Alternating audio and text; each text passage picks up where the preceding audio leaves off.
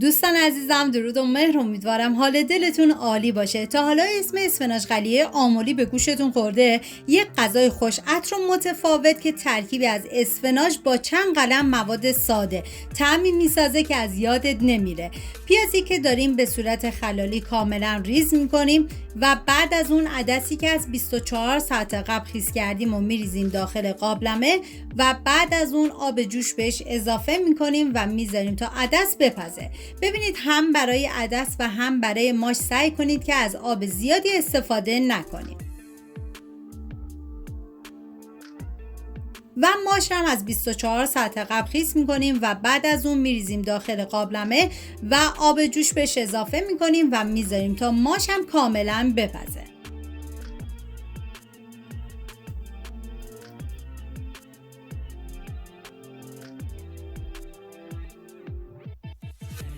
و برای این غذای خوشمزه ما نیاز به اسفناج داریم که اسفناج رو هم ریز میکنیم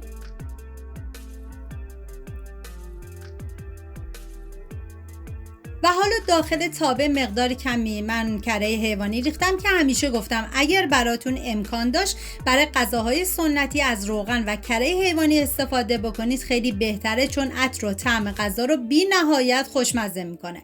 و بعد از اون که پیازی که ریز کردیم و میریزیم داخل تابه و هم میزنیم و میذاریم تا پیاز کاملا سرخ بشه.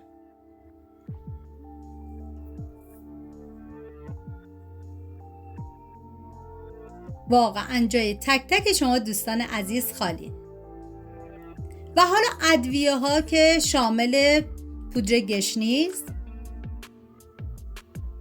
نمک،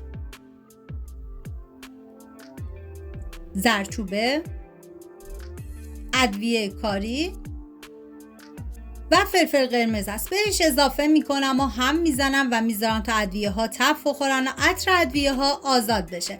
ببینید تو رسیپی اصلیش پودر گشنیز و ادویه کاری نبود، پس قابل حذفه و به جای فلفل قرمز حتی میتونید فلفل سیاه استفاده بکنید. این دیگه کاملا سلیقه‌ایه.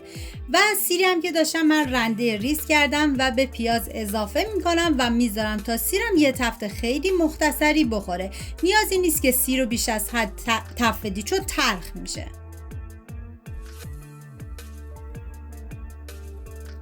و حالا اسفناجی که ریز کردیم و میریزیم داخل تابه.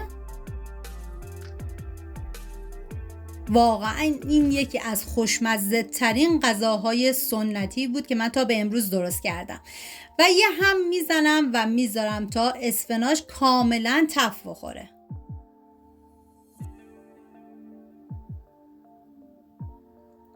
باور نمی کنی که این غذای ساده چقدر برای بدن مفیده. غذایی که مادر بزرگ‌ها برای تقویت بدن درست می‌کردن و پر از خاصیته و بهتون پیشنهاد می‌کنم که دست به کار بشین و حتما درستش کنید. و بعد از اون آلو جنگلی بهش اضافه می‌کنیم که شما حتی می‌تونید آلو جنگلی رو حذف بکنید و از آب نارنج و آبقوره استفاده بکنید، چون چاشنی اصلی این غذا همین آلو ترش جنگلی هستش. حالا من یه هم میزنم و بعد از اون دیگه زمان میدم تا اسفناج آبش کاملا کشیده بشه و بعد از اون سرخ بشه. واقعا این یکی از پرخاصیت ترین غذاهای اصیل و سنتی ایرانیه.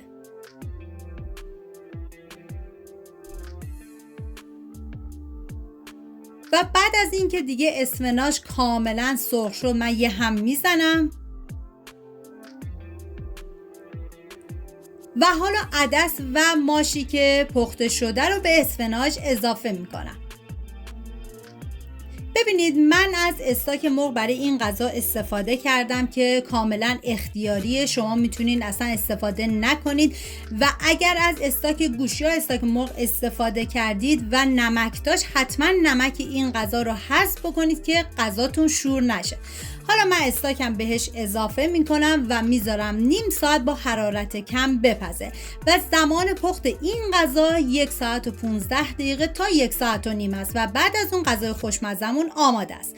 مرسی که تا پایان ویدیو همراه من بودید. هر غذایی یک قصه داره و اسفناج قلیه هم قصه عطرها و طعم‌های فراموش شده است. اگر با این طعم متفاوت همراه شدی حتما لایک کن و نظرتو برام بنویس. منتظر ویدیوهای بعدی با دستورهای خاص و قدیمی باشید.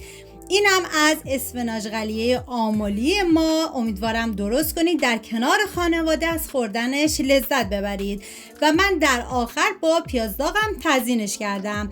ممنون از همراهی همیشگیتون. تا یه خوشمزه دیگر، بدرود.